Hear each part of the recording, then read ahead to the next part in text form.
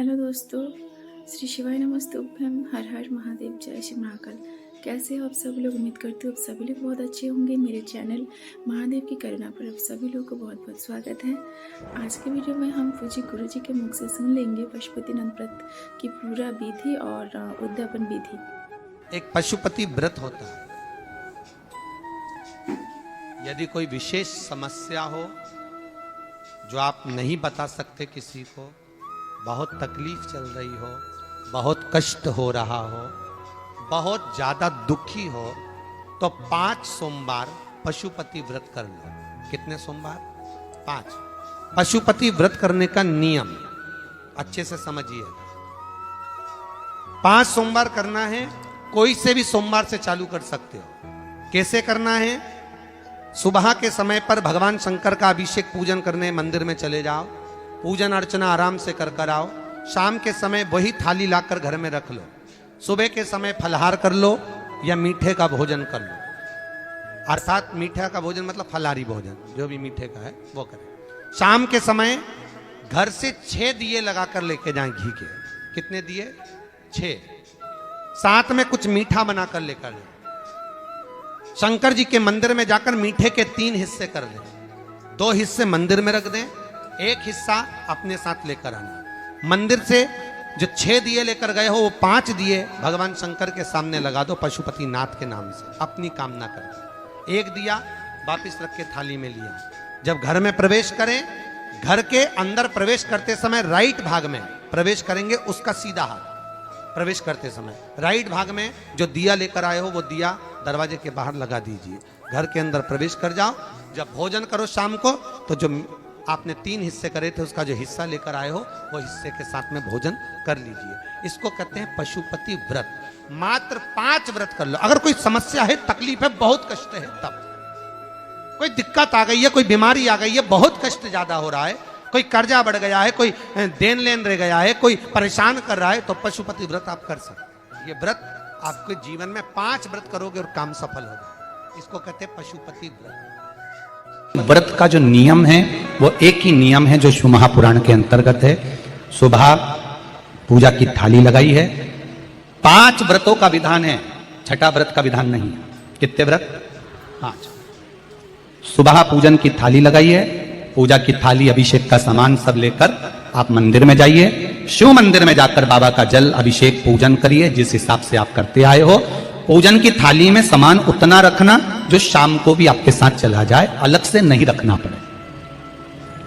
अलग से केवल शाम को दिए रखो, जल रख लो थोड़ा सा, और बाकी का जो मिष्ठान आप तैयार करोगे बस वो, बाकी का चंदन, नबीर, गुलाल, ये सब सुबह की थाली का रखिए। थोड़ा फल जो भी रखना।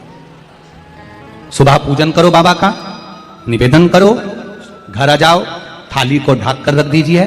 शाम को जब जाओ, कोई प्रसाद उतना ही बनाओ जितना भगवान के लिए बना रही है। ये नहीं कि खीर ज्यादा बना ली तो आधी हम यहाँ ले जाएं और आधी घर के लिए छोड़ दें। नहीं, उतना ही बनाओ जितना भगवान के लिए जाएगा, जिसमें से 3 हिस्से हों।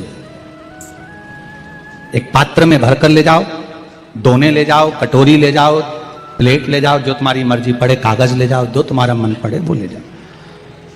6 दिए लेकर जाओ, बाबा के मंदिर में जाकर पूजन अर्चना करो। शाम को अभिषेक नहीं करना है, केवल छींटा देना है। थोड़ा सा जल जो बचा हुआ है उसमें से थोड़ा थोड़ा छींटा देकर, जल का थोड़ा सा छींटा देकर पूजन आदि कर कर, जैसी पूजन सुबह करी वैसे ही भाव से पूजन करो। 5 दिए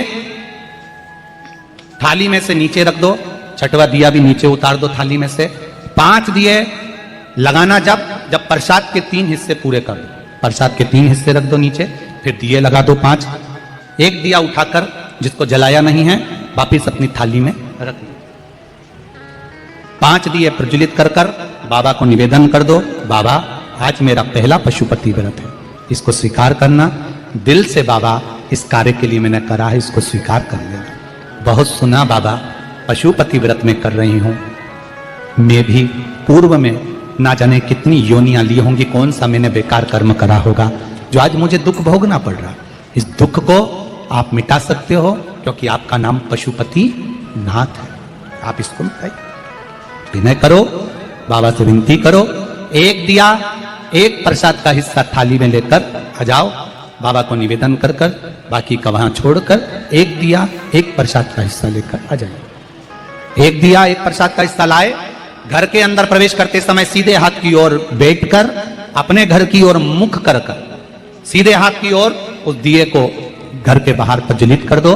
भगवान से विनती करो, भोलेनाथ आप मेरे घर में प्रवेश कर कर मेरा कार्य सिद्ध करें। बाबा को निवेदन कर कर अंदर जाइए। भोजन करने से पहले जो मीठा है एक हिस्सा प्रसाद का है उसको खा लीजिए। उस हिस्से में से किसी को नहीं देना, चाहे घर में बच्चे हों चाहे बड़े हों। उस प्रसाद का हिस्सा केवल तुमको खाना। पहले प्रसाद खाइए, उसके बाद में फिर भोजन करिए। एक समय फलाहार कर सकते हो, दूसरे समय भोजन कर सकते हो। इसमें जरूरी नहीं कि आपको मीठा ही खाना है। शाम का जो प्रसाद बनेगा वो मीठे का ही भोग लगेगा। सुबेरे आप आराम से नमकीन का भी फलाहार कर सकते हो, मीठे का भी फलाहार कर सकते हो। फलाहार के लिए कोई मना नहीं है, फलाहार आप कैसा भी कर सकते हो। पर भोजन जब करोगे, अन्न जब खाओगे, जब पहले भगवान का प्रसाद पा लो। 4 पशुपति व्रत पूर्ण हो, बीच में अगर कहीं रजस्वला धर्म आ गया, आपको पूजन नहीं करना है, घर में कोई सूतक सावड़ आ गया या कोई व्रत फंस गया, एकादशी आ गई या कोई व्रत आ गया, तीज आ गई, चतुर्थी आ गई, जिसका आप व्रत करते हुए आए हो, तो पशुपति व्रत उस दिन मत करो, फिर अगले सोमवार कर लेना। 3 हो गए, एक रह गया बीच का, उसको अगले में करो, वो चौथे में गिनती में आ जाए। 5वां छूट गया, कोई बात नहीं, 1 महीने बाद तो होगा, 8 दिन बाद तो होगा, 15 दिन बाद तो होगा, फिर उसको गिन लो, 5वां हो गया। महाराज ऐसे 5वां व्रत जब आए, 5वें व्रत के दिन शाम को जब पूजन करने जाओ, एक श्रीफल, कुछ रुपए, 11 रुपए आदि जो भी है, नारियल पर रखकर बाबा को विनय कर कर, बाबा आज मेरा पशुपति व्रत पूर्ण हो रहा है, आपकी कृपा हो, मेरी झोली भरना बाबा, विनती करो। और वो श्रीफल रुपया रखकर 5 दिए लगाकर, एक दिया वापिस लेकर, एक हिस्सा प्रसाद का लाकर देहली पर अपने वही दिया लगाकर अंदर प्रवेश कर कर भोजन ग्रहण करो। बाबा को निवेदन कर लो। पशुपति व्रत का कोई उद्यापन नहीं है, पशुपति व्रत का एक ही उद्यापन है, जो श्रीफल और 11 रुपए आपने मंदिर में रखे हैं, वो उद्यापन के भाव से रखे हैं, भगवान को नमन कर कर रखे हैं। ये पशुपति व्रत। अब दुनिया के लोग इसको पशुपति व्रत को कहीं इतनी बत्ती लगा दो, तो इतनी बत्ती का दिया लगाओ, तो ऐसा करो, तो गलत। उसका नियम जो है वो एक ही, उस नियम के अलावा कोई नहीं। आप प्रेम से करो, स्नेह से करो, उसको दिल से विचारो, मन से विचारो। शंभो शरणे पड़ी मांगू घड़ी रे घड़ी, दुख काटो दया करी निदर्शन। आप दिल से उसका स्मरण, ये पशुपति व्रत है। एक व्रत करने के बाद अगला जब व्रत करो तो थोड़ा रुक कर करना, एक साथ लगे लगाए व्रत ना करिएगा, थोड़ा रुक कर करिए। इंतजार करो 3 महीने का कि बाबा मेरी ऊपर कृपा जरूर करेगा। दिल से करा है तो वो दिल से देगा, झोली भर कर देगा, ये निश्चित है। उसका व्रत फल देता है। करना जरूरी नहीं है कि व्रत माताएं करेंगी, पुरुष कर सकता है, बच्चे कर सकते हैं, बूढ़े कर सकते हैं, बड़े कर सकते हैं, बेटा बेटी कर सकते हैं, नवयुवक बच्चे कर सकते हैं, पर दिल से करो उस पशुपति व्रत। कोई आपका दूसरा व्रत फंस गया है तो पशुपति व्रत को छोड़ दो। उस दिन आपका जो व्रत है, एकादशी हो, चतुर्थी हो, तीज हो, छठ हो, उसको कर लो। नवरात्रे फंस गए, नवरात्रे कर लो, उसके बाद कर लेना पशुपति। जितने व्रत रह जाए उस व्रत को बाद में। महाराज शिव कृपा, व्रत एक ही मंदिर में करना। जिस मंदिर में पहला व्रत करा है उसी मंदिर में 5 व्रत करना। ये नहीं कि हम मायके में 2 व्रत करके आ गए और तीसरा व्रत हमने ससुराल में कर लिया। नहीं, 2 व्रत करके मायके से आ गई हो तो 3 व्रत भी मायके जाके ही करना। अगली बार ऐसे जाना कि सोमवार बीच में फंस जाए और तुम 1 व्रत करके आ जाओ। मायके में अगर व्रत कर रही हो तो अपनी पूजन का सामान अपने ही रुपए का होना चाहिए, मायके के पैसे का नहीं चाहिए। कुंवारी होती और तुम मायके के सामान से पूजन करती, अगर कुंवारी होती तो तुम्हारा वो पूजन लगता। पर विवाह होने के बाद, गोत्र बदलने के बाद आप अपना पूजन का धन अपना खर्च करें। हम तो यहां तक कहते हैं, मंदिर में भी अगर लोटा भरा हुआ रखा है, मंदिर में बाल्टी भरी रखी है, आप पहले अपना कुछ रुपया दान पेटी में डालकर फिर आप उस लोटे का प्रयोग करें। पीपल के पेड़ के नीचे पूजन करने गए, आंवले के पेड़ के नीचे पूजन करने गए, बड़ के पेड़ के नीचे पूजन करने गए, किसी की लगी लगाई थाली मिल गई, सामान मिल गया, उसके सामान में से आप मत चढ़ाइए। आपके पास जो सामग्री है आप उससे पूजन करें। अपने पड़ोसी से 1 रुपया भी मांगकर भगवान को मत दीजिए। जिस भगवान को देते हो उस भगवान को बुरा लगता है कि मेरे सामने खड़ी होकर हाथ पड़ोसी के आगे फैला रही है, तुम मुझसे मांग, मैं तुझे झोली भर कर दूं। प्राप्त हुआ। बहुत सुंदर प्रश्न है आपका गुरुजी। पशुपति व्रत में जो 6 दिए लगाए जाते हैं उसमें बत्ती गोल लगाना चाहिए कि लंबी लगाना चाहिए? प्रश्न बहुत अच्छा है, एक बार जोरदार ताली बजाओ भगवती साहू के लिए। बहुत अच्छा प्रश्न है। हमने पहले भी कथा में कहा कि शंकर भगवान के मंदिर में पार्वती भी है, शिव भी है, दोनों विराजमान है। आप दोनों तरह की बत्ती शंकर के मंदिर में लगा सकते हैं। जहां देवी के मंदिर में अकेली देवी होती है तो वहां पर फिर लंबी बत्ती का क्रम आ जाता है। पितरों की पूजा हो रही होती है, लंबी बत्ती का क्रम आ जाता है। पर जहां पर देवाधिदेव महादेव भी हैं, पार्वती भी है, वहां आप गोल भी बत्ती समर्पित कर सकते हो और लंबी भी बत्ती लगा सकते हो, उसमें कहीं दोष नहीं आएगा। फिर आपने वर्णन करा 5वां व्रत पूर्ण होने पर 108 पुष्प या चावल बेलपत्र चढ़ाते हैं। सबको एक साथ चढ़ा देना चाहिए कि एक एक करके चढ़ाना चाहिए? वैसे शास्त्र रीति के अनुसार पशुपति व्रत में जो 5वां सोमवार पूर्ण होगा और आप 108 अगर कोई वस्तु चढ़ा रहे हो तो एक एक कर श्री शिवाय नमस्तुभ्यम, श्री शिवाय नमस्तुभ्यम एक एक कर चढ़ाना चाहिए। एक साथ हाथ में लिया और एक साथ नहीं चढ़ाना, एक एक कर समझ। बहुत अच्छा प्रश्न है। एक प्रश्न जो आपने किया था उसका उत्तर इस कथा में चल रहा है, नंदी वाला जो प्रश्न आपने तीसरा करा है उसका उत्तर इस कथा में चल रहा है कि आप कहते हो कि मंदिर से जाते समय नंदी के कानों में कहकर चले जाओ। बैठिए बैठिए बैठिए बैठिए। बहुत सुंदर प्रश्न है आपके, बहुत भाव से और आनंद से आपने करा और जनमानस के कल्याण के प्रश्न है। ये केवल आपके लिए नहीं है, ये सबके लिए इतने जोरदार प्रश्न है। जो गलती भी करते होंगे तो उसको सुधार सकते। आपने कहा कि नंदी के कानों में कहना चाहिए। लोग हंसते हैं, कहते हैं बताओ वो नंदी के कानों में भगवान को कहना चाहिए। वैसे तो हम आपको एक बात बताते हैं कि दुनिया के लोग किसी दूसरे धर्म की कभी हंसी नहीं उड़ाते। दुनिया के लोगों को दूसरे का धर्म अच्छा लगता है। दुनिया के लोग सबसे ज्यादा हंसी उड़ाते हैं तो हमारे सनातन धर्म की ही उड़ाते हैं और जी खुद उड़ाते हैं, दूसरा उड़ाने वाला नहीं होता। दूर के ढोल हमें समझ में आते हैं, उसका धर्म हमें समझ में आ गया, उनका क्या है ऐसा है, आओ कुछ नहीं, उनके धर्म में ऐसा है। कितना आनंद हमें दूसरे के धर्म में लग रहा है और हमारा सनातन धर्म हमको बुरा लगता है। हमारे सनातन धर्म हमें बुरा लगने लगा। अरे भाई, लोग कहते हैं कि नंदी के कान में कहते हो, ये कोई हमारे पुराणों में या शास्त्रों में लिखा है? भगवती बहन साहू, आपको धन्यवाद देना चाहूंगा और एक बात कहना चाहूंगा। जितनी भी शिव महापुराण के अंतर्गत चाहे उपाय जो बताए जाते हैं कि बेलपत्री ऐसे चढ़ाना, काली मिर्च ऐसे चढ़ाना, चावल ऐसे चढ़ाना, धतूरा का क्या महत्व है, शमी के पत्ते का क्या महत्व है, बेलपत्री के पत्ते का क्या महत्व है, ये जितनी भी बातें बताई जाती हैं ये सब पुराण के अंतर्गत से बताई जाती है। अब दुनिया के लोग इसको चाहे टोटका कह दें, चाहे दुनिया के लोग इसे टोना कह दें, पर पुराण से हटकर कुछ नहीं।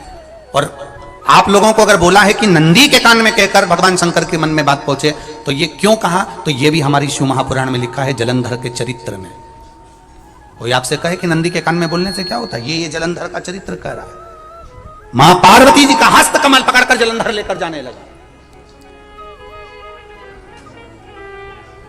वृंदा का पति लेकर जा रहा। वृंदा तो भगवान की भक्ति में लीन रहती थी, उसको तो जलंधर को सबसे ज्यादा तकलीफ थी नारायण से, पर शिव के पास आ गया क्योंकि ईर्षा प्रवृत्ति। अभी कथा में कहा कोई कोई ऐसा होता है जिसको तुमसे बेर नहीं होता तो भी अंदर से ईर्षा जाग जाती है। कोई कोई ऐसा होगा जिसको अंदर से ईर्षा जागती है, अपने आप अंदर से ईर्षा जागती है, उसका कोई बेर नहीं और ईर्षा जागती, भीतर से ईर्षा जागती। ना आप उससे मिले हो, ना कभी वो आप उसके सामने बैठे हो। कई लोग किसी ना किसी की बुराई करते हैं तो हम लोग पूछ भी लेते हैं, क्यों साहब उनसे मिलकर आए हो क्या तुम? कभी नहीं मिल किया, कभी उनका सामना हुआ नहीं हुआ, तो फिर बुराई क्यों कर रहा? एक ने कर दी थी इसलिए हमारे ध्यान में था तो हमने भी कर दी। लो, वो कुआं में डूब के मरेगा तो तू भी मरेगा का? नहीं। नंदी सामने बैठा है, गणेश जी को मालूम पड़ गया, कार्तिकेय को मालूम पड़ गया, मां पार्वती जी का हस्तकमल जलंधर ने पकड़ लिया और लेकर चला, मालूम पड़ गया,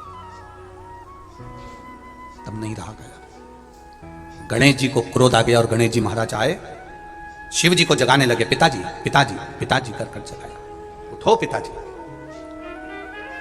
पिताजी उठिए, पिताजी जागिए, पिता को जगा रहे हैं। भगवान शंकर नहीं उठे, तप में लीन थे। क्या करें हम, जलंधर के पास में इतना बल है, इतना बल है, और पिता की आज्ञा नहीं होगी तो हम कैसे मार देंगे इसको? मारने को तो मार दें। मां ने आज्ञा करी थी कि जलंधर उसको तारकासुर को मार दो, तो कार्तिकेय ने तारकासुर को मार दिया। शिव जी की आज्ञा नहीं तो हम इसको कैसे मारें? क्या करें? सब कुछ गणेश जी ने देख लिया, शंकर जी के ऊपर बहुत बहुत बहुत बहुत प्रार्थना कर कर देख ली, पर शंकर जी नहीं जागे। तब आखिरी में विनायक ने, गणेश ने, जितने लोग आस्था चैनल पर कथा सुन रहे हैं, जितने लोग फेसबुक यूट्यूब पर कथा सुन रहे हैं, इस बात को याद रखना कि नंदी के कान में कहने से क्या होता है वो ये इस कथा से सीख लेना। आखिरी में गणेश जी को लगा किसको कहूं, शंकर जी भी तप में हैं, नंदी भी तप में है, मैं किसको कहूं? शिव जी को कह के कर थक गया, पिताजी को बोल बोल कर थक गया, पिताजी जागते नहीं। अब मैं किसको कहूं ये बात, किससे कहूं?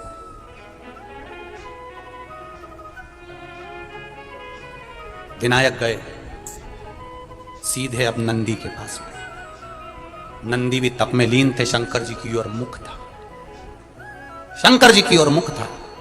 गए और जाकर तुरंत विनायक ने नंदी के कानों में जाकर कहा, नंदीश्वर, मैया का हाथ पकड़कर जलंधर लेकर जा रहा है, पिताजी तप में लीन है, कृपा करिए ना। बस केवल नंदी के कान में कहा, गणेश जी दूर हट गए। नंदी के कान में कहा, शंकर जी के नेत्र खुल गए, शिव जी के नेत्र खुले। ध्यान देना जरा, इस शिव महापुराण की, आशुतोष शिव महापुराण की कथा, जो कथा यहां कही जा रही है, यह कथा पहले के चरित्रों में सुनने को नहीं मिली होगी। जरा ध्यान देना इस संवाद पर, जितने लोग आस्था चैनल पर, जितने फेसबुक यूट्यूब पर सुन रहे हैं। सनातन धर्म की हंसी उड़ाने वाले कह देते हैं नंदी के कान में कहने से क्या होता है, नंदी के सामने जाकर बोलने से क्या होता है, नंदी के पास बैठकर बोलने से क्या होता है, नंदी के पास बैठकर शंकर जी का मात्र दीदार करने से क्या होता है, दर्शन करने से क्या होता है। वो अच्छे से समझ लेना, जो लोग सनातन धर्म पर उंगलियां उठाते हैं, वो अच्छे से समझ लें इस बात को।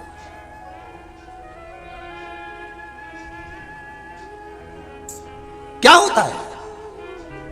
नंदी तप में लीन, शिव जी तप में लीन, शिव नहीं उठ रहे। विनायक ने नंदी के कानों में जाकर कर दिया, नंदी के कान में जाकर कहा, नंदी के नेत्र नहीं खुले। नेत्र किसके खुले? जम के बोलो, महादेव के खुले, शिव जी के खुले। ये मन का तार, नंदी शंकर की आराधना कर रहे थे, शिव अपनी भक्ति में डूबे थे। यहां कहा, यहां पहुंचा, जो दिल में था उस तक बात पहुंच गई। नंदी के दिल में शिव थे, तुम कहे, नंदी ने शंकर तक बात पहुंचा दी। वो सूत्र जो बंधा था दिल से दिल तक का, वो पहुंच गया। वो सूत्र जो दिल से दिल तक बंधा हुआ था, मन से बंधा हुआ था, खबर वहां तक पहुंच गई, खबर पहुंच गई। अगर आप लोगों को मेरी ये वीडियो पसंद आई तो आप लोग मुझे बहुत ज़्यादा सपोर्ट कीजिएगा। मेरा नया चैनल है तो बहुत बहुत सपोर्ट कीजिएगा, चैनल को सब्सक्राइब कीजिएगा और ज़्यादा से ज़्यादा लाइक कमेंट्स कीजिएगा, शेयर कीजिएगा, बहुत ज़्यादा सपोर्ट कीजिएगा। मुझे सपोर्ट की बहुत ज़रूरत है। श्री शिवाय नमस्तुभ्यं। मिलते हैं नेक्स्ट वीडियो पर। ओम नमः शिवाय।